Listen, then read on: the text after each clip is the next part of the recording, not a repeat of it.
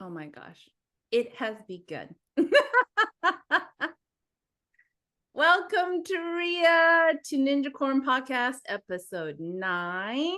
So very delighted to have you right on the cusp of a book release.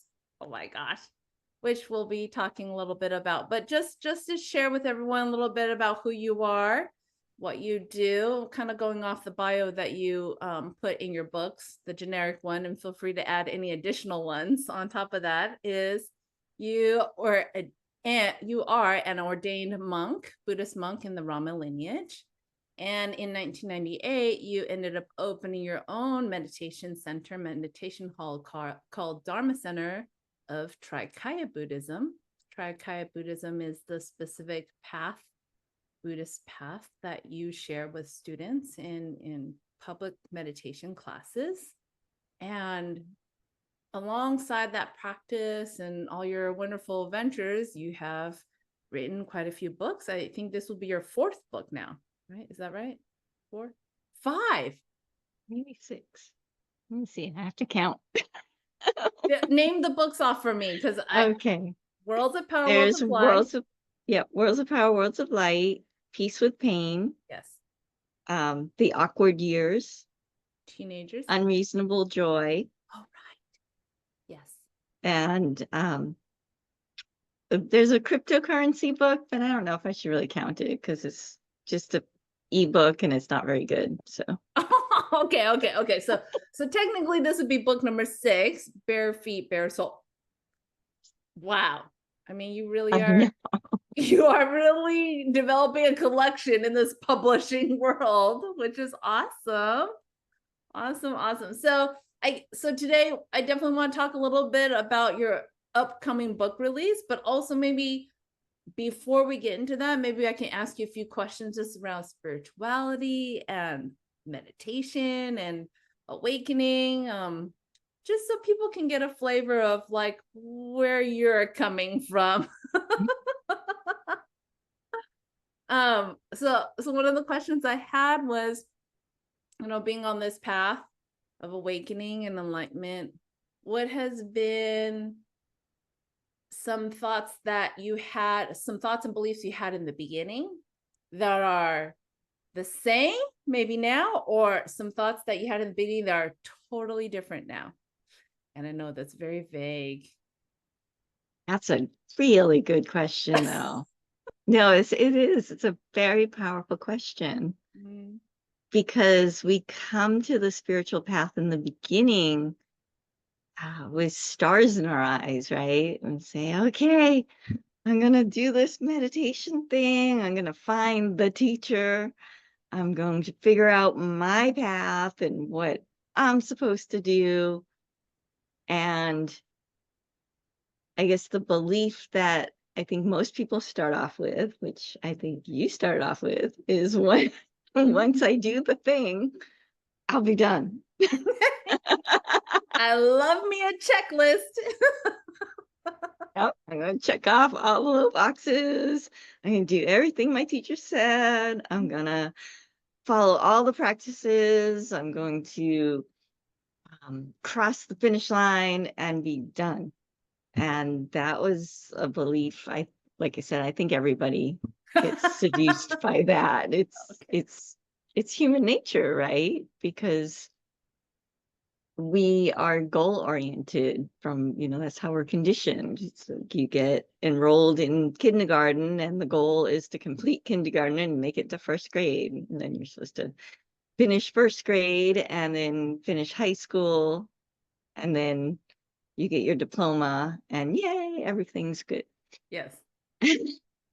So, of course, we put spiritual practice in the same box. And one of the, I think that's something that has some truth to it because there is a progression, right? But at the same time, when we do awaken, it's not the end. If anything, it's just the beginning. And so that's one belief that has changed. from the beginning of my path to the end. So what has stayed the same is that meditation is awesome. Yeah. Yes. I would completely agree with you on both those accounts.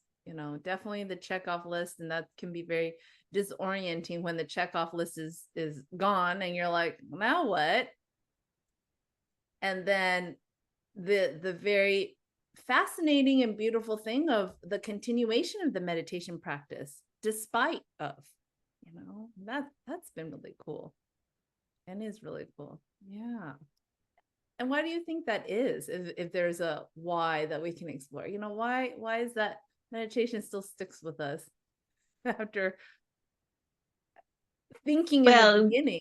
Yes, yes. I think you know that I'm not a big fan of the question why, because it just feeds the ego. There's always a story that we can fabricate to answer why, Very but sooner or later, if we keep investigating, if we keep practicing, true. we wind up butting up against that story and we find the limitations of it, and then it sends our whole world into disarray.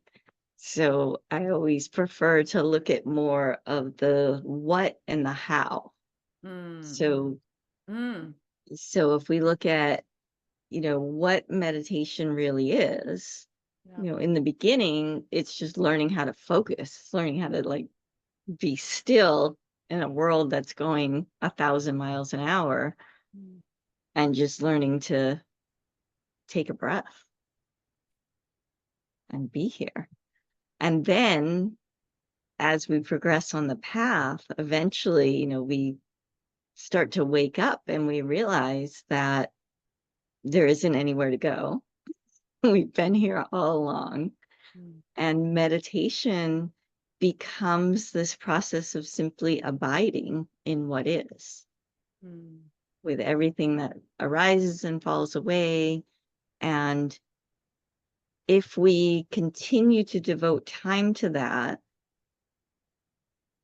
how it works is that sense of presence, that awareness that we are, Mm. expands even more. Oh, I love Because that. That's a beautiful description. Yes, because I feel like in that expanding of awareness as we abide, there's incredible, worlds of light, as in kind of your first book, right? In the amazing um places we traverse, but also there's incredible, yeah, magic and beauty, which sounds all very, frou-frou words, but I guess you have to experience it for yourself to know. And so you're kind of making me think I want to ping a question maybe from, the book with the upcoming one of Bare Feet, Bare Soul. How does what you're expressing and sharing about that expanding awareness kind of come forward through this new book you're having come out? well, it's funny with every book that I've written so far, and I always say I'm going to do it differently, but I haven't yet, is I write and I write and I write. And then I have a first draft and I'm like, what the heck did I write? Mhm, mhm, mhm, And then that's when the work really starts. Is like, okay, what do I have? Because the first version, it was just a travel log about these miraculous experiences about India. uh-huh, It was a little bit like a journey in Ladakh. It's like I went here and I had this wonderful experience, and I mhm, went there and had this wonderful experience. And yeah, I paid a professional editor because I want this book to really appeal to a lot of people. I just sensed that there's something deeper here that I want to share with people, and I couldn't quite figure out what it was. mm, Sometimes we need that outside perspective mhm, to help us. And she did a great job editing and sent me, she's a developmental editor. So she looked at the big picture and she came back with, oh, this is my favorite type of book. This is what I read. It's called spiritual memoir. Like, oh. okay, so now I have something to study. So I started studying spiritual memoir and trying to figure it out. And what I found is most of the books out there, they talk about the awakening process. So Mm-hmm. it's that goal oriented, okay, I'm doing all this work, Yeah. and then all this drama and tragedy and um, Upheaval. soul searching happens. And then at the very end of the book, okay, and then I had my big realization, I'm awake and I'm all done now. Mm. But when I went to India, I was already awake. So I'm Yeah. like, okay. And the title of the book, Bare Feet, Bare Soul, actually came to me while I was in India. We were on our way to um, M.A.Y temple. Oh, yeah. And I got in the car and I was like, I know what I'm going to call my book about this trip. It's Bare Feet, Bare Soul. Mm. And then, I wrote it, but it wasn't complete. And so as I started to write the second draft and the third draft and the fourth draft, it became more and more clear that this was a book about integrating awakening. It's about integrating the enlightenment that happens to us. And it's the first third of the book is about my own awakening and what that process, and it kind of skips around a little bit, but then it gets into actually what happens in India. And what happens, I guess if I try to sum it up, is what happens to us is we, which isn't really different than before awakening, is we establish a view, we have a view, Mhm. we awaken to this new awareness, and then we have to become established in that view. Right. And that means, I guess, at this stage of the game that I'm in now, is these different samskaras, these different mental tendencies that Mm. they come up really fast, Mm-hmm. and they come up very in your face. And then, but that's good because then they can get processed and flushed out really quickly. Uh-huh. It's like before awakening, it's really easy to totally fool yourself. You can just pretend, and we see that, I think, a lot in many spiritual circles where people, I call them the bliss bunnies, where they just pretend to be happy and blissful, but inside, they're suffering. This word I Oh. coined that says, that means they take all their suffering and they just stuff it down and down and down. And it's tragic because instead of actually practicing and allowing this painful process to work on those attachments, they take all that energy and just use it to create a facade and pretend that they're super happy and bouncy, and they pretend and they don't grow anymore. Mm. So this book is about recognizing that process of actually looking at your mental tendencies, your past karmas that come around, and actually allowing the light of awareness to melt them away instead of just suffering, instead of suffering and squishing them back down. It's like, oh, okay, how interesting. I'm caught up here. What is this about? How is that happening? And Mm. so I go through some different realizations in the book and present those. Nice. Well, and as you talk about, the suffering, it's like another form of spiritual bypassing. Right? Yeah. Exactly. Mm-hmm. Mm-hmm. Oh, well, So heart goes out to all those people for a minute. but so you make me think of a question that I actually wanted to ask you is, you know, you've mentioned already some, but what are maybe some additional, illusions or delusions, or maybe that's not what you want to call them, maybe call them samskaras around this integration process of awakening? Hmm. Well, a little bit of a spoiler from the Oh, you book don't have to is, share any spoilers if you don't want to. well, it's that I mean, this was a big one for me, and it comes early in the book, so it won't ruin the whole thing. Um, is when I had this notion that once I awakened, my body would instantly heal. Like I would be able to pull up this occult power and just fix all the dysfunction of my body. And that didn't happen. And but it left me in this very strange place that I still have to navigate, that I still explore. Is on the one hand, I am in these states of bliss. I see, this at one mint with everything all the time. But then there's this malfunctioning happening in the body Mm-hmm. where there's, you know, the other day I couldn't turn my head, because my neck was out. And um, the other day I couldn't open the box of cereal because my fingers wouldn't work. And so there's real frustration that happens, and but at the same time there's peace. So it's this really odd place to navigate, without going in. And before, I would say before awakening, I would be able to kind of go into almost a denial Sure. about it.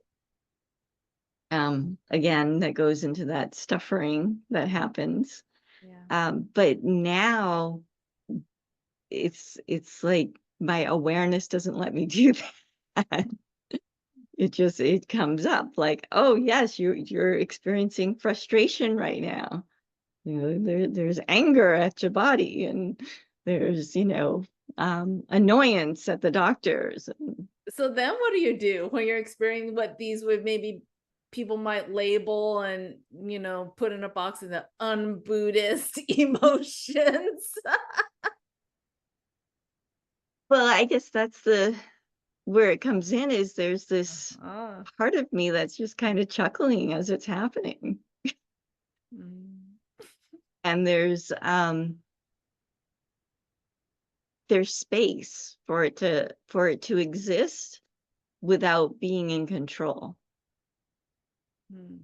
Yeah. Yeah. It sounds like a form of acceptance, but I know maybe that's not the right word to describe it. But yeah, spaciousness is nice, right? Yeah.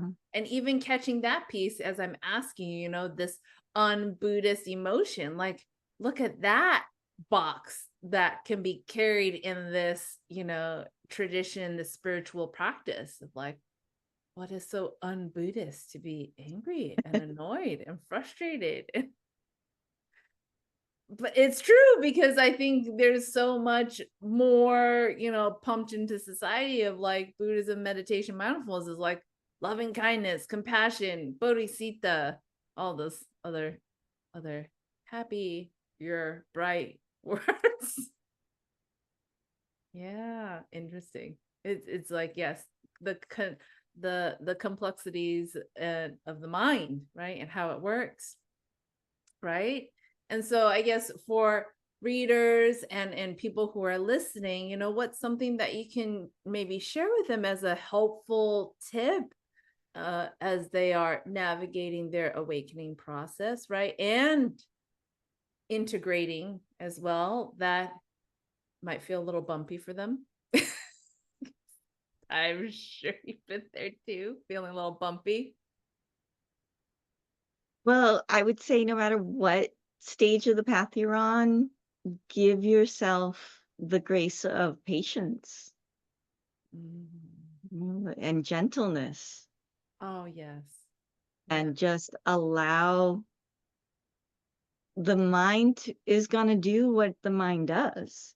It's going to go through its different patterns that have been set up. So one of the most beneficial things we can do for ourselves and for others is our training. Getting back to your other question of, well, you're awake, why keep practicing? Why keep meditating? Is because there's still these old habitual patterns that are floating there. But if we're continually digging new grooves of loving kindness, of gratitude, of altruistic joy, of compassion, then those become the norm. So when this is the heart of discipline, is if we do something over and over and over and over and over again, then when we're completely distracted, that's where we revert to. So even if we get just, like I said, this is for whatever stage of the path you're on. There is no done. So whether this is your first time exploring Buddhism, or you feel like you've awakened and you've learned everything there is that you can, and now you're just, serenely abiding, we can still train the mind. We can still keep practicing, because when we do get distracted by some old pattern that seems to jump out of nowhere, some life has this funny way of always delivering us the opportunity to explore the dark little corners. Always. And if we've been practicing, then we have a new habit form that we revert back to, of this sense of patience with ourselves, the sense of gentleness. Our mind might be there freaking out and saying, oh my goodness, I don't know what to do. Oh my God. But then at the same time, there's this river that's flowing within us that is taking us to exactly where we need to be, even if we're sitting there flailing, saying, what's happening? Yeah, freaking out. Yes. Well, I love that you're bringing up patience and gentleness. I kind of cringe at patience, because when I recall, there was like one year as a New Year's resolution, I was like, I'm gonna just intend for more patience. And that about killed me within like not even the first quarter of the year. Like the first month, I was like, I'm done with asking for this. It was really hard. And going off of that other piece of the gentleness, because I do feel like they are tied in together, and we've talked about this before, because I love that piece that you share. It's a technique of sorts, right? It's a way of living that I feel like is very intelligent and very efficient. Can you share a little bit more about what this art of gentleness is? Because I don't hear it very often. I probably only heard it from you, honestly, in all the teachers and readings, and stuff like that. So maybe you can share a little bit more in depth about what your explanation is around gentleness and this practice of gentleness with oneself. Well, I first want to say it's funny how when we make a resolution or determine that we want to something, life always delivers. Oh my God. I agree. We say we want patience, so life gives us lots of opportunities to practice patience. Oh yeah, I felt that. And the same with gentleness. We right now, our world is undergoing such massive transformation. Definitely. Everything is speeding up. Our ability to communicate and transfer information has just exploded. It's mind-blowing. So naturally, that's going to create some abrasiveness, because we all like continuity. We all want things to be stable. We're like, I've always done it this way. I always have written a check to pay my bills. And now there's places that are like, oh, I don't take checks. And you're like, but wait, I need to write my check. And they're like, no, I'm not taking a check. No, if I can chime in, that was exactly what was happening. Because the other day I was going through one of the closets. I'm like, why do I need all these CDs and DVDs? Like I still had another like stack of them. And I was like, I think I can donate them. Right. And the husband's like, wait, we might watch that movie. I was like, on what? We don't even have a DVD in the house anymore. Like, what are we going to put it on?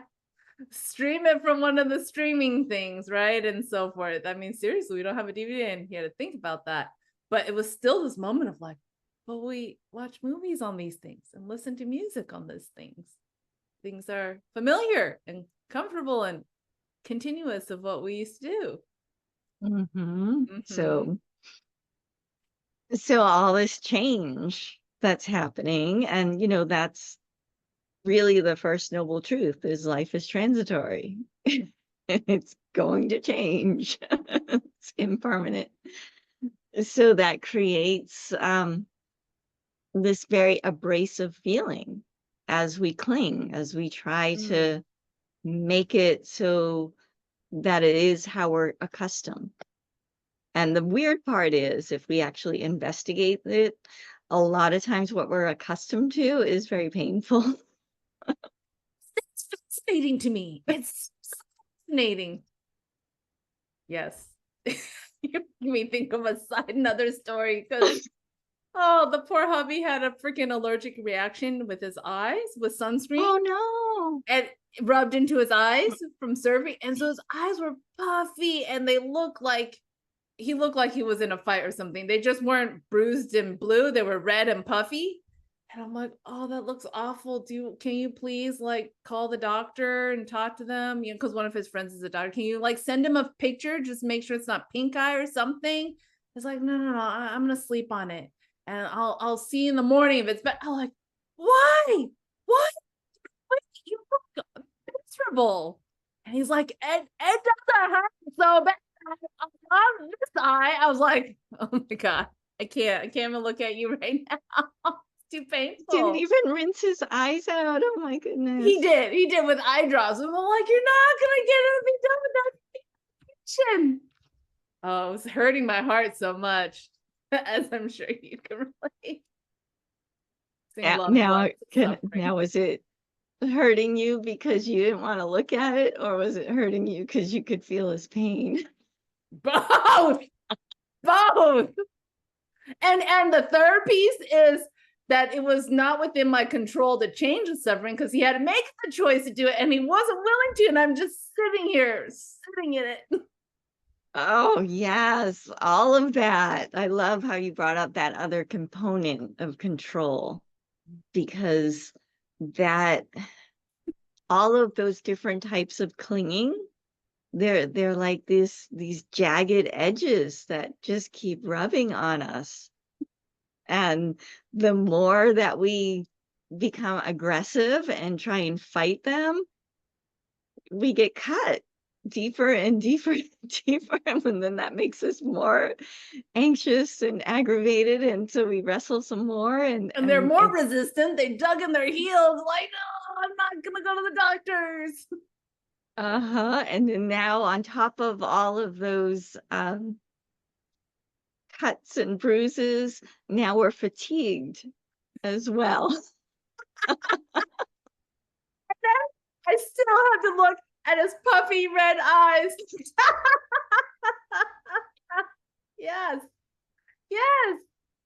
So in those moments when you catch that happening, and I say this especially to beginners, when you catch something in your mind that's disturbing, it's cause for celebration. It sounds absolutely ridiculous and crazy. And insane. Yes. And insane. But yes, it is absolutely cause for celebration. Because once you have that recognition that, oh, there's this disturbance happening, that's your moment of power. That's why we celebrate. And that's where we can make the situation workable. Now, Yes. all of a sudden. And can you say more to the definition and the meaning of when you say that moment of power? Because maybe some people would misconstrue that or have their own ideas already of what power means to them. What do you mean when you say well, power? when I say power, I take my teacher's definition, which Okay. is power is the ability to perceive. So power is the ability to perceive. So in that moment of recognition, we are perceiving this agitation that's happening. And then if we're doing our practice, we perceive the celebration, which I said, it feels insane. You're like, oh, why am I so happy that I'm annoyed? Yeah, right. And it's not that you're happy that you're annoyed. You're happy that you know that you're annoyed. Correct. Good distinction. Yes. Because in that knowing, like I said, there's power, there's that perception that this process is unfolding, this agitation, this energy is happening inside our being. And if we don't handle it consciously, we're going to handle it unconsciously. Correct. Which means we might lash out at the husband and start yelling at him for having puffy eyes and not taking care of himself, and how dare he get sunscreen in his eyeballs, and then refuse to do anything, and I shouldn't have to look at that, and then you think Exactly. about all the things in the past that annoyed you about it, and just keep going and going. Oh, yeah.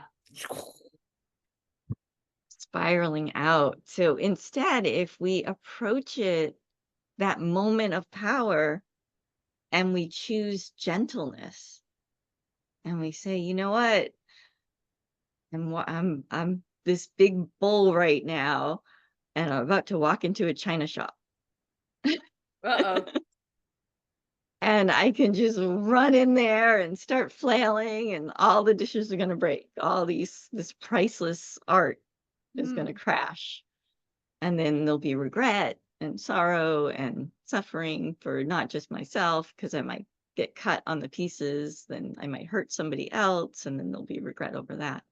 So instead, we recognize our bull nature, where we're just like this big, powerful energy that's just frying, sizzling. And we very gingerly start walking around, and we become very aware of our surroundings. And instead of rushing, we slow down and we pause, and we take a moment to kind of evaluate, like, okay, I'm really upset right now. What should I say? Should I say the thing that's coming into my head? Is that going to actually be beneficial in the situation? Is it actually going to convey what I want it to convey? Or is it just coming out of that frenetic energy? Correct. And the same with our movements. And eventually, it's the same with our thoughts as they come up. This thought that pops in our mind of when we, that spinning out sensation, as we start to recall all the other times we got upset, we can make that same approach with gentleness and realize that, oh, okay, this thought's coming up. And if I entertain it, if I keep feeding it my attention, it's going to lead to more thoughts that are disturbing. So instead, let me just create some space within myself for all of this to exist. Because again, we don't want to pretend it's not there. That's a big mistake a lot of people make. They think that they have to be somehow totally in control all the time. And that's unrealistic. and unfair. So if we can recognize that, okay, I'm really out of control right now, but what I can do is direct the focus of my mind, because that's really all I can do in this moment. And what that does is it has this cascading effect where now we're not just moving around and flailing and maybe pushing somebody. We're not just saying things that might irritate the situation even worse.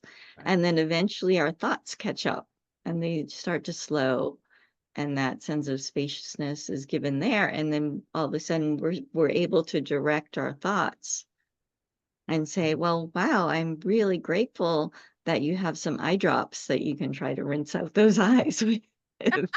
Here, maybe try some more. And if they, decide they don't want to do any more, then we can just back off and then deal with our own hang-ups, our own desire to control the situation, and be gentle with ourselves and watch as the thoughts arise and fall away. Yeah, because I also heard that piece of when we allow spaciousness in this like art of gentleness, of allowing things to be instead of stuffing them down or stomping them out. There's a sense of there's a authenticity around it, right? Authenticity of being really real. And that realness doesn't necessarily need to be our identity for a lifelong thing. It just is real right now. And I think there are, you point out this thing as I'm seeing the process as you talk through it, which is, beautifully explained, as I see how, one's ego can come in, that's so full of fear, insecurities, or angst, and the clinging and the detachment, the aversion, all those things, right? In the ego, where the concept of authenticity, and shining a light on something that is real, really happening, is so scary for the ego. But the beautiful thing I hear you also say is through that spaciousness and that powerful perception and awareness, we're seeing things differently. That also potentially brings in opportunities for different choices to make, as we're directing our mind. And I think you've heard me say, there's so much power also in choice when we recognize and see there are choices that are possible, and maybe not just this one, oh, I guess I just have to be angry and just kind of, give them a hard time until they finally do what I say, or whatever it is, that kind of like power of the wills, if you will, battle of the wills, if you will, right? Yeah. So yeah, no, thank you for sharing that little, I think that's a beautiful little clip on the art of gentleness. Maybe that can be another book I can request you to write. Okay, I will add it to my list. I like the title, The Art of Gentleness. All right. Yeah, I love that. But I like how you brought up the will, because a lot of, especially in our lineage, willpower is a big thing. Yes. And I think people get confused because they think willpower is about that raw, intense strength. It's about getting my way. Like, I want this to happen, and I'm going to have my one pointed concentration, and I'm going to crush anything that gets in my way. Can you speak to that a little bit more? Because I feel like in our specific lineage and our practice, our willpower gets pretty dang strong. I mean, we empower ourselves, right? And empowers everything, including our thoughts, our actions. And so our will is like like a Tasmanian devil sometimes, or a tornado. Because in inappropriate times, I definitely can say that is a skillful means, but it's not a every time thing. But people tend to maybe don't even realize utilize it as a default piece because, and I guess I'll let you fill in more. What is it that makes it, I don't want to say why, what is it that makes it that default, right? Piece. People go into every situation. I have my hammer. I'm gonna have a hammer. You're like, but it's a Ferrari. It doesn't need a hammer. It needs a little refined tool. Right? Well, I think it comes back to, training, because I mean, on our path, we're working directly with the chakras. These chakras unlock this amazing energy that gives us results fast. Yes. And that, unfortunately, as Americans, we're very stuck up. We need, the result now. That's just, part of our makeup, if you will. Because honestly, if my teacher had told me, okay, in 20 years, I will give you the next meditation technique, I will, but for right now, just, stare at this flower. I wouldn't have stuck with it. Poor mama. I probably would not have stuck with it, but instead, he showed us power. He was a Siddha master. So he did miracles. He shot light out of his hands. He um, grew to like 20 feet tall in the desert, and just all these amazing things that we got to see. But probably more importantly, he gave us this meditation technique of focusing on the chakras that unlock that same power inside of us. Maybe not the same exact path. It's the level that he had, but it was the pathway to that. Sure.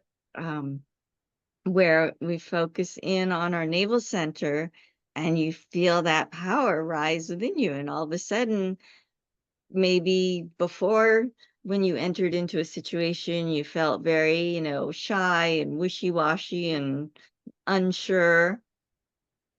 And then now when you're walking into the job interview, because you've spent that 20 minutes focusing on your navel, and maybe you've done some martial arts to really tune up that part of your being, now when you walk in, you're like just determined, like, yes, I can have this.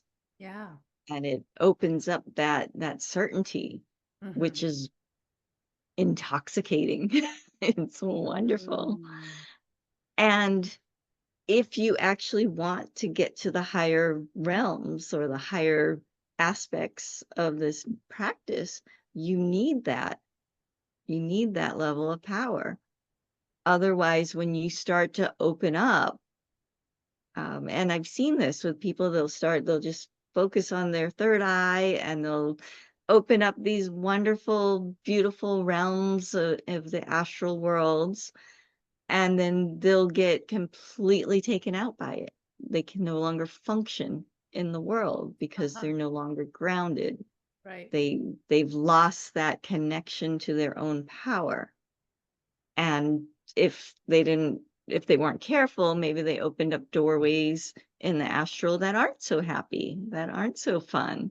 And now they're plagued by horrible visions coming through.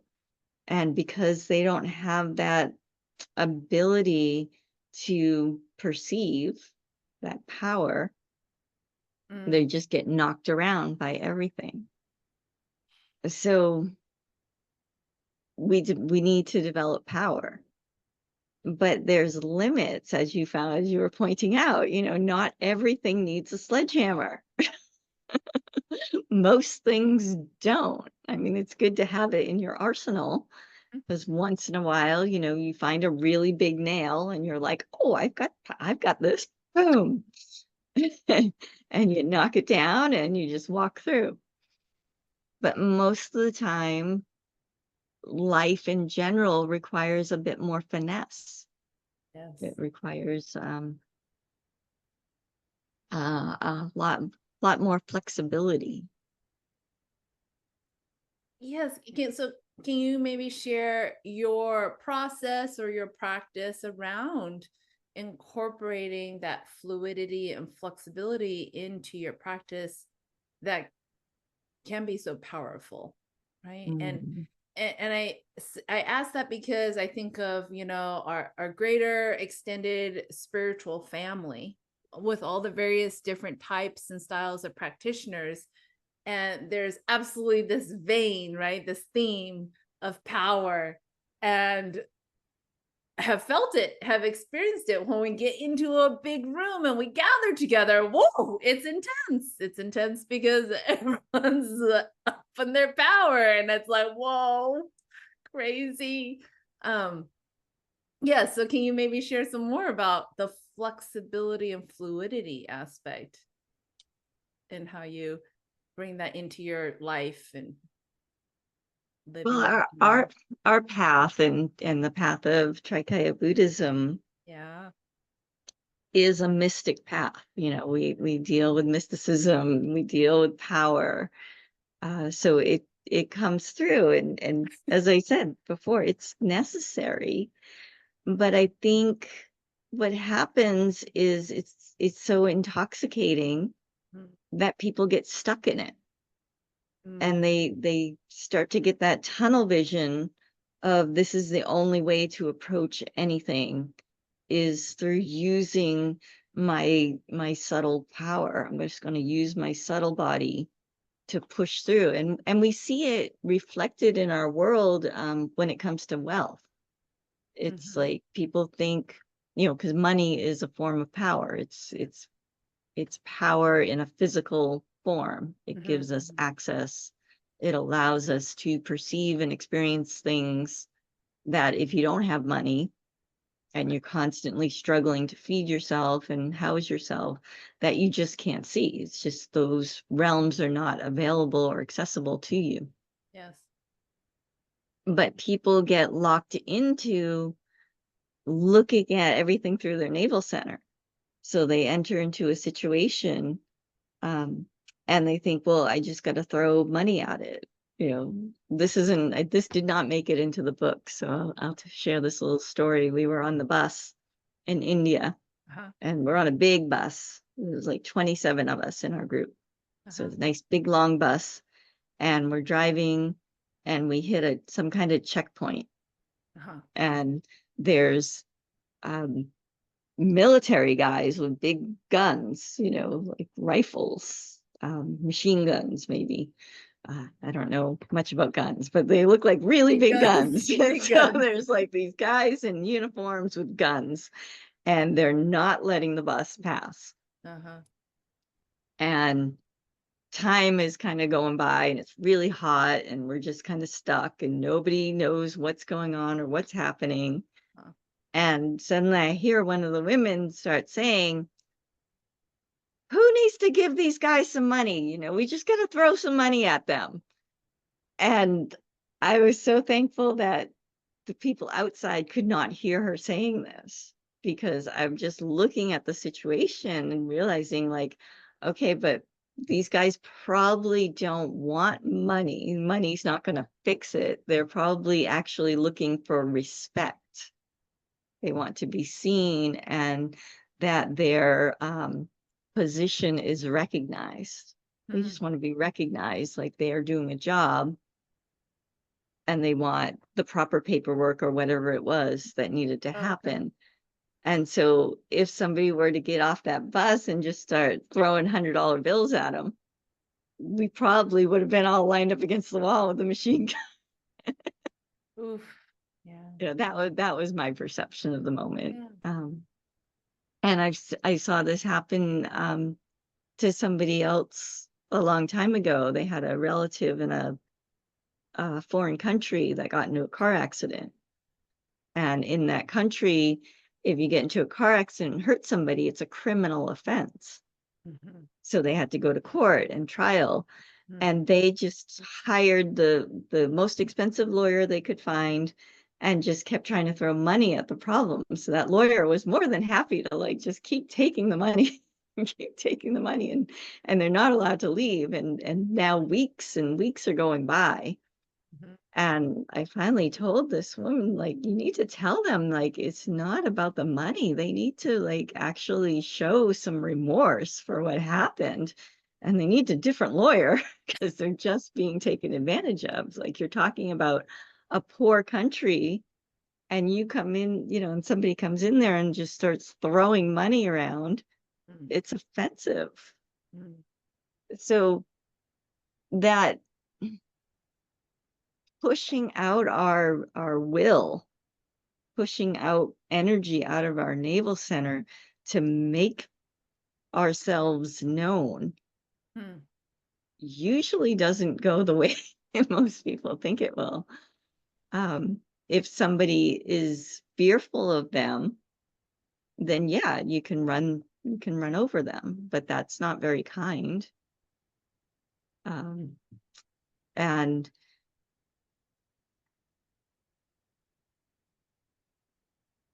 if we keep doing that, it short circuits our practice. We get locked into that view of, well, I just need to keep manipulating the world right. and then I'll be happy. And then I will find peace because I'm just going to line the world up how I think it should be. But all you're doing is creating your own private little bubble that's very fragile, and somebody can come along and pop it fairly easily. So while this power is necessary, we have to kind of rise up into the heart. That's our center of Mm, balance. yes. That's our creativity. Yes. And we can start to actually connect. The navel center is like where energy flows out, and the heart center is where energy flows in. Mhm. And this, I think, is because it works that way, how it works is it can be painful to suddenly open up and feel the energy of somebody that's blocking your way. You have something that you want to achieve, and they're in your way, and maybe you've got a lot of power and you could just steamroll them. Mhm. But again, that's just manipulation. That's just keeping us stuck at a certain level. But if we want to actually be free, then we have to rise up and allow ourselves to open and consider what it is that person needs or what the actual situation needs to elevate us both. And that takes a lot more work. It does, and you're making me think of all these additional things I want to add on this, beautiful discussion with the intoxication of power. Is it? I totally, can see that, recognize that, have gone through that myself in my martial arts practice. Because in belt ranking from white belt up to brown belt, you've increased your power a lot. And at brown belt, sometimes I almost think they're the most dangerous because they're on the cusp of going to become black belt. And that power is so intoxicating. That's what they go into every situation with every fight is power. I'm just like, power, power, power, power. And how I've seen it be detrimental is it, breaks bones and there's injuries and then there's suffering from that, right? We have to bow out and take time off to recuperate and heal what is broken, essentially, because the too much power went against another power. And then I've also seen in the martial arts world and also world living in general is power can be like this, almost this one-dimensional world you live in, right? Because all you need is someone more powerful and you're screwed. You're just like, oh shit, that's not good, right? And going back to, I feel like maybe what once intention or beginning, commitments for this practice, I would say a really deep dive into personal refinement is at the core of this practice. And that personal refinement is like you said, not necessarily being solely focused on one tool and being well versed in many tools, and not in a superficial way, but in a very, skillful way that allows you to navigate many situations appropriately. And absolutely, it does take a lot more work. even when I think of like learning the new skill sets of scuba diving, when I went from open and advanced water to rescue, there was such a little jump of mindset, because no longer am I this happy, go lucky, free swimming person underwater with something attached to my mouth. Now it's rescue diving, and you're thinking of life and death, crisis, dangerous situations that you're like, oh gosh, that draws upon a lot of different tool sets that you wouldn't think about in the earlier certifications, because you didn't need to, because you were going down there just to look at some happy fish. Okay, what's the big deal, kind of a thing. So I love that yeah. example, because what you're describing in that transition from being just a diver to being a rescue diver is you're going from it's all about me and what I want and Yeah. what I want to experience to, oh, wow, it's about more than me. How can I be of service to others? And Yes, which makes me think of interdependence, which I think you mentioned also in your book. Maybe can you say it briefly a little bit? I feel like I want to be mindful of time too. Like your understanding of interdependence and how that supports or maybe is valuable in our practice, just recognizing that.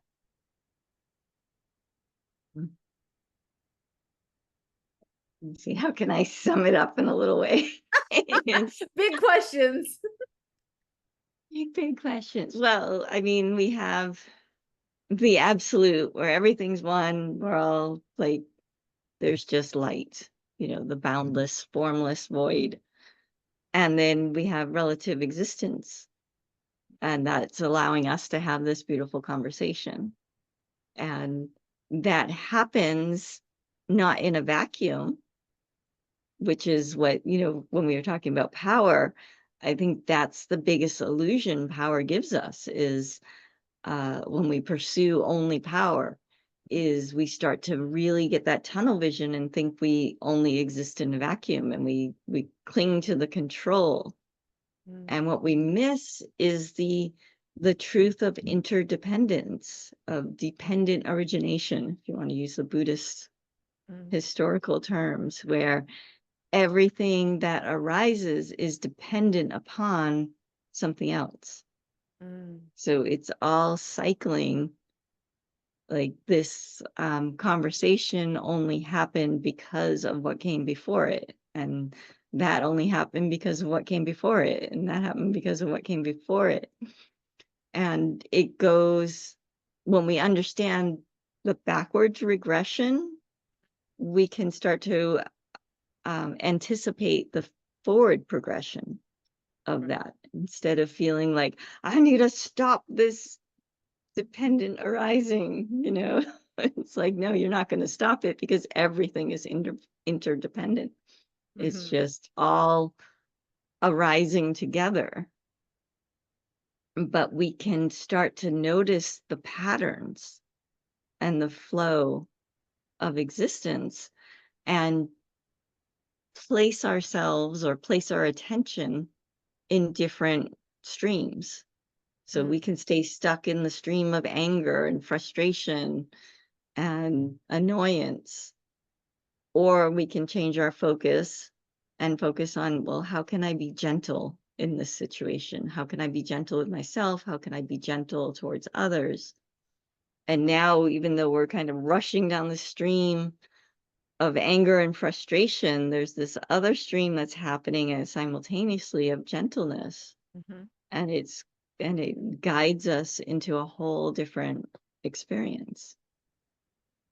I love that metaphor. Would you say, correct me if I'm wrong, that in that simultaneous thing of anger, frustration, and gentleness, those streams, you made me think of like our time in Japan when we were traversing all the trains, buses, stations, and there was a lot of people, and it's like we're in this stream, right, in this flow, and you quickly know as a foreigner when you're not in the correct stream. They're like, oh, we got to move to the other side, or we're not on the right side of the escalator, or whatever it is, in order to catch the right stream. Is that a way of talking about it in like a tangible physical way? I like that example because when you start, that comes down to this discussion we're having about power and flexibility, because a person of power would just keep going Yes. the way that they're going rigidly and just keep bumping into people, and it's very, very abrasive. Very. But the path of gentleness or flexibility starts to notice those very subtle abrasions, that abrasiveness that happens. Instead of Mm. going into aggression, we go into peacefulness, and we start to say, okay, well, how do I need to move in order to flow with this, to create less abrasiveness, to um, create fewer waves? Yeah. Yes. Yeah. That being in flow kind of aspect. And you totally made me think of like the therapeutic terminology. So, how would you help someone if they're whoever's listening, like, oh, okay, I love this concept of gentleness. I really want to try this out and bring it into my life. How is gentleness different than people pleasing or caretaking behaviors? Because in the world of therapy and psychology where I come from, people pleasing and caretaking behaviors don't lead us to very healthy end results, right? It can be this martyring aspect, which is another form of victimhood and victimization. So how would you maybe differentiate those pieces? They because someone might be like, oh, just be gentle, and then they people please maybe in all the time. I'm like, yes, whatever you want. I don't want to cause any ripples of waves. I just gonna go with the That flow. is such a great question. And it really comes down to intent. Because if we kind of rip people pleasing apart and really, really look at the behavior, what's going on, it's a very manipulative and um, Mm. harmful behavior to both the person who is people pleasing and to those around them. Can you say Because more? Say more to the it, harmful piece. That feels like a strong word. People are listening, like, what? but Oh, I'm so nice. I'm so nice. I sweet. know. It's becomes a way to control people kind of from the back end. Yes. It is Where, manipulative. Yes, 100%. yeah, it's like you Can I it's a add in? way of avoiding responsibility, because now all of a sudden, Mm, oh, I don't care what restaurant we go to, you decide. I don't care what we do, you decide. No, I'll do whatever you want to do. And mm. then all of a sudden, the other person has this heavy burden because they want to assist maybe it's their friend. So they're like, oh, I want my friend to be happy, but the friend is not telling me what's going to make them happy. So now we have to play this weird game of like trying to figure out what it is they really want, but they're playing their people pleasing game and trying to say what they think the other person wants. It just turns into this really gooey mess where a lot of people's feelings get hurt. And I'm going to add another piece is this is a very clear way to trap oneself in suffering because of we're people pleasing and you pick the Italian restaurant, but really I wanted the sushi restaurant. It's like, oh, geez, man, I gotta eat pasta now. To stuff that Oh, suffering. so true. And and it's exhausting to both people. That's what I mean when I say harmful, because it's just the sheer energy it takes to interact. Yeah. Um, and there's this, I mean, this basic truth of people is people will always do what they perceive to be the easiest. So we're Mhm. we're very much like water. We're going to flow along the path of least resistance. Sure. So if people know themselves and they're honest, it's fairly easy to predict. Like, oh, they're going to go this way, and then I can go that way, and then we won't collide. But a people pleaser will remove themselves from the present moment and try to project what the other person, what they think would be easier for the other person. Oh, oh my gosh. You know what you just gave me the visual of? It's like walking a dog on a leash that doesn't know how to walk on a leash, and they're just tripping you up and you're like falling over them to the point where you can literally hurt yourself. And you're like, stop it. Yes. Yes, exactly.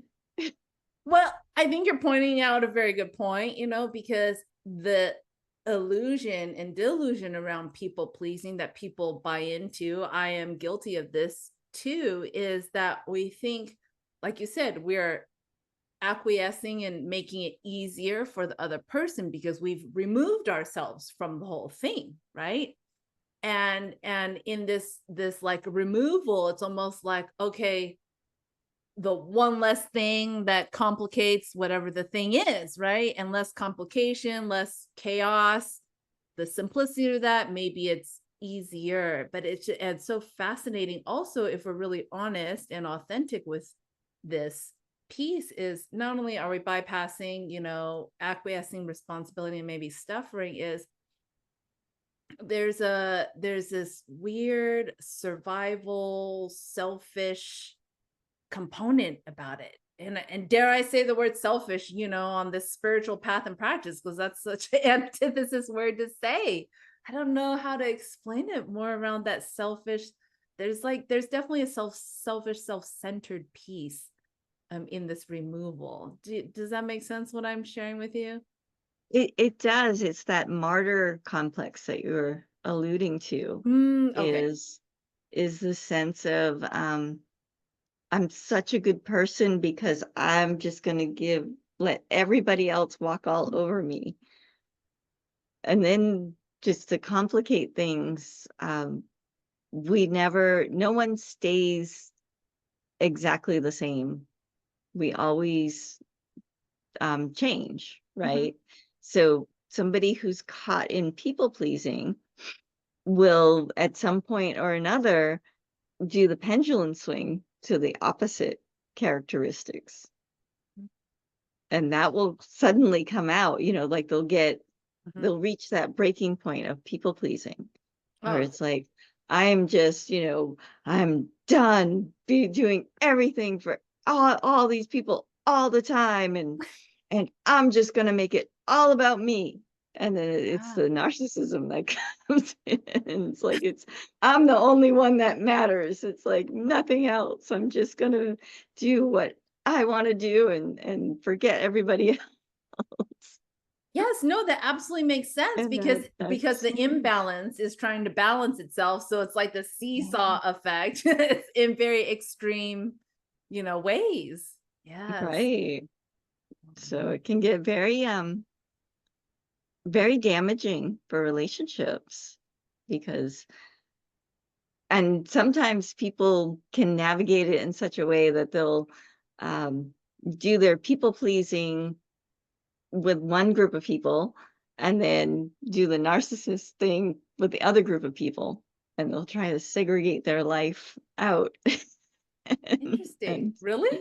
kind of find that balance. I've Huh. seen it like people will do that where they go to work and they just at their office, they're constantly people pleasing and doing everything. And then they come home to their loved ones Hmm. and then they're just have to be the center of attention and everything has to be their way because they're seeking that balance in a Balance. very unhealthy way. Right.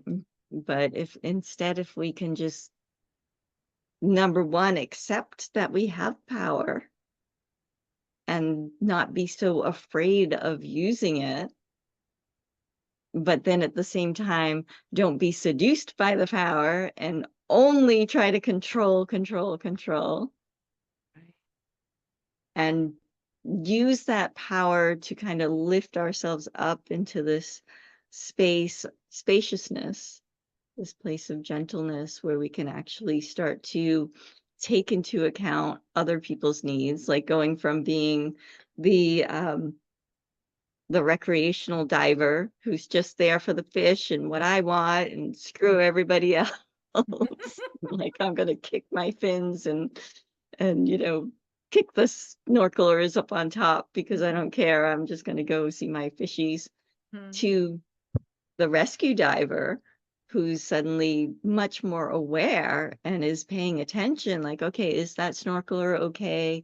If I go this way, am I still going to fulfill what I want to do and go see my fish? And then can I pay attention to my dive buddy and make sure they're still with me? Right. A lot of So things.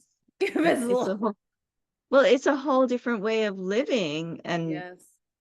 I think initially, if you're making the change, it's challenging because of those habitual patterns, those that groove, that karma that we've established. But if we keep practicing, eventually it becomes easier to live in these higher states of awareness. Not only because we have access to bliss and ecstasy and all the wonderful states, but also because we can catch it when those detrimental patterns pop up. We can catch ourselves and be like, oh, do I want to continue perpetuating that? That was causing me pain, or that was causing people I care about pain. So maybe I'll do something else. And thank you for saying that, because I feel like in summary of this big topic, I don't know how it opened up to all this. I know, it just happened. Which is awesome, is the value of power in the world that we live in today, right? And how to set the intention to be skillful in using that in intelligent ways. That's really about elevating our practice even more, right? Coming up into our heart center in this relational, interdependent way. That is not easy, because it absolutely, you're right, can be very painful at times. Hence, having to see hubby's eyeballs bloodshot and red and puffy, right? And yet, through the continual refinement and development of that interdependence, there is this like, I don't know if ease is the piece, but there's this fluidity and flow with this high brightness of awareness that we're able to live from, right? Shine from, be from. And I think that's a pretty noble, aspiration in this life, in this world that we live in today, especially in this specific time that we're in. Yeah. Well, I mean, this is a fascinating time to be here because I know it feels really heavy and dark, and all these horrible things are coming to light, and people who are really crappy to one another are not even hiding it anymore. They're just like out there and proud about being bigoted and idiotic. Yes. Yeah, a lot of ignorance too. Yes. Yes. Yeah, that the level of ignorance is astounding now in so many levels. But we are aware of that ignorance because the world as a whole is waking up. This is, yes. I know we still have a lot of, growing pains to go through, but there is this element of peacefulness. For so long we have ruled the world through brute force and war. And now that we have this level of communication, this ability to connect with one another on a global scale that we've never had before, this thread of peacefulness is kind of coming to the surface. It's always been there. We've always known, I think, as a society, as humans, that it's more logical to be peaceful than it is to always be warring, to always be aggressive, because it makes for a more supportive environment when there's peace. Yeah. And that was kind of one of the reasons why I feel like I was drawn to write this book, Bare Feet, Bare Soul, because I am being super vulnerable in it. I am being like fully forthright. Like, these are the struggles that I still go through, and these are the realizations that have had since awakening, like going back to where we started. um there's that myth of like, oh, you wake up and now everything is perfect and you're done and you don't have to do anything because you're perfect, and that's not entirely accurate. There's awareness of not only your perfection but the perfection of all of existence, but there's still the existence that we have to navigate and work through. And I feel the book's important because it's going to show that it doesn't end and you don't have to be afraid of being authentic.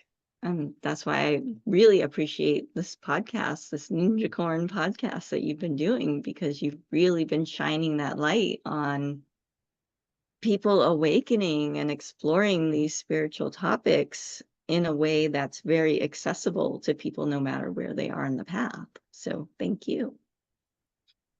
You. And yes, off of what you're saying of the way that communication is so integrated these days in the world we live in, that is my absolute wish and hope, that this book gets out there worldwide, to all those people, and probably need some more translators to get it in some different languages too. I know you have another book just got translated. I don't know, the Spanish version, is that coming out? I still need to do a little bit more work on it, but yes, my translator Javier finished the Spanish translation. And then Arvind, who I know you just had on your podcast, Yeah. he's actually making a Japanese translation of Worlds of Power, Worlds of Shoot. Light. Yes, that's so awesome. So and then there's also another couple people that are going to make a Hungarian version. So it's populating, Okay. and maybe this book will too. I don't know, but Maybe I can find someone for you to translate into Mandarin to talk to my mom. oh, that would be fun. That would be Yeah, cool. the 25th anniversary of Worlds of Power, Worlds of Light is coming up, so I think it's really exciting to Oh, have it coming out in different languages and oh, that's to beautiful. mark that little milestone. That's so beautiful. I'm so proud, happy, amazed by all your writings and your work. I mean, my goodness, what a feat to have completed this, like potentially sixth book. And I can't show the copy you sent me because it doesn't have the formalized book cover and everything, but it's a Yeah, thick one, people, and it's gonna be very juicy and a good read. but the text is big. I didn't do the little tiny font. I did what I've been told is a easy to read font size. Yes, I So, can't wait to read through the whole thing. And if you want to just share the last little bits about the book, like the official release, how people can get it, where to find it, find you. And I'll also put it in the link for the show notes. okay. Right, yeah. So the best place to be informed about all my books and everything is turiyadara.com. That's my website. Okay. And you can sign up for my mailing list. Please, please, please. Yay. I lost my original list. I had 800 people. And now I have like 62, I think. Oh, okay. We'll But do on the that. good side, my 800 person list, I only had like a 20% open rate. And now I just checked and my 60 person list, I have a 75 or 78% Oh, open dang, rate. nice. So it's a good thing. These things happen in life that we get all upset about and we say, oh no, this is harmful. But it actually usually works out the way it should have, for the Mm, better. right, Um, right. so sign up for my mailing list on turiyadara.com, or Okay. you can just Google me, or look on Amazon. Mm-hmm.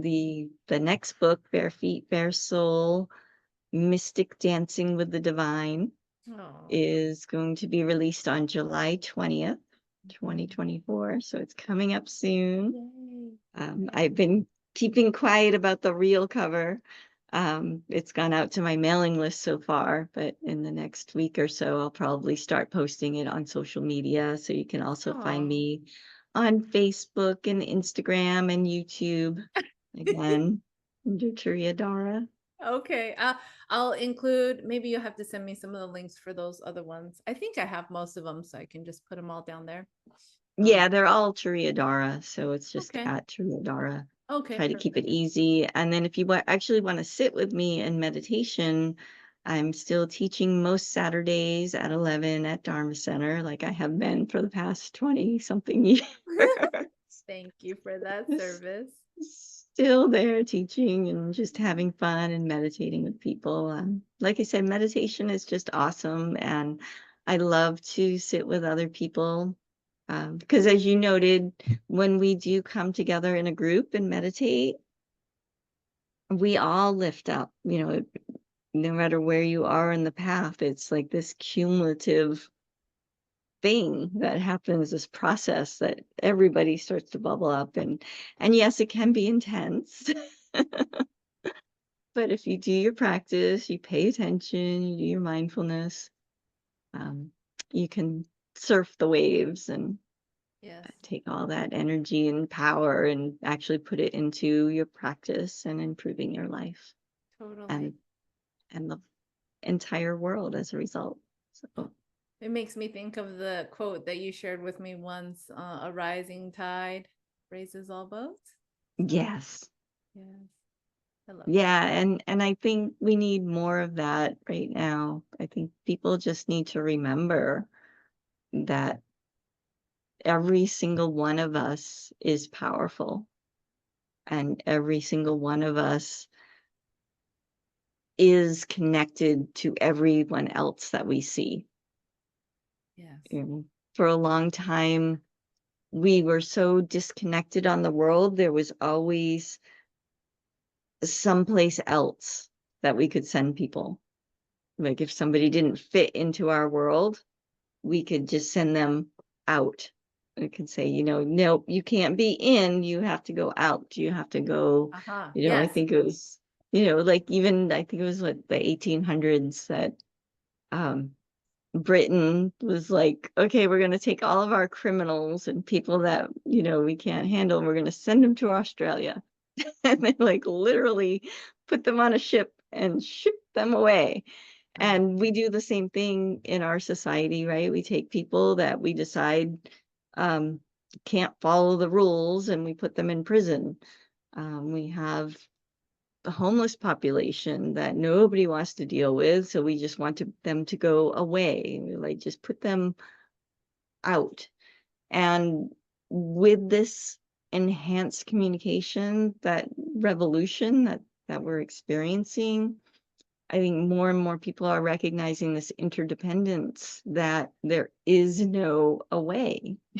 So we're at a point where we have to actually figure out like, okay, we've got these subsections of people that either, can't or won't follow the rules of society that have been set up, and whether that's because the rule is wrong or because the people are wrong doesn't really matter. But the issue is, as a society, we have to start to figure out how to make space for all the different types of people, all this diversity in our society, the You're same making way we have to make it in our head of all the different thoughts and emotions and mind states that come up. We have to create that sense of spaciousness within ourselves. And then now we get this opportunity to reflect that outward in society. And what those answers are, I don't have specifics. So just take this as a seed. And, if you are somebody listening that has a vision of what that looks like, run with it. Give that to the world, and let's build a better world. Yes, absolutely. And I just want to, when you're sharing these world struggles, challenges we're having, I just feel like it so comes back to like the perfect alignment to a meditation practice metaphor, because like you said, we try to take these people and we put them out, but we realize there's no out. Well, same thing. I think my illusion going into meditation was that was my out for life and dealing with life. But as I've come to realize so many times now, is like there's no out. You sit in the meditation to get back in, I guess is a way of talking about it, and bringing it all in, like you said, this very spacious way that is authentically recognizing what needs to be addressed and addressing it accordingly. Yeah. With Big stuff. big stuff. Awesome. Oh my gosh. Thank you so much for being on this Oh, of course, Ninjacorn thank podcast with you. me. It's been so much fun. Not scripted in any way except the first couple of questions, and this was just awesome. I think we've really found some wonderful gems for people to contemplate and actually work on in their lives, because we're all changing all the time. We can't stop changing. It's going to happen. But we do have the choice of where we place our focus, what we focus our attention on. So we can focus our attention on the most brightest, beautiful world possible, and it will come into being. But it happens at the micro level, in our own minds and how we comport ourselves, and then it ripples out into the world. So Absolutely. Absolutely. Oh, thank you for thank making the you. time, Turiya.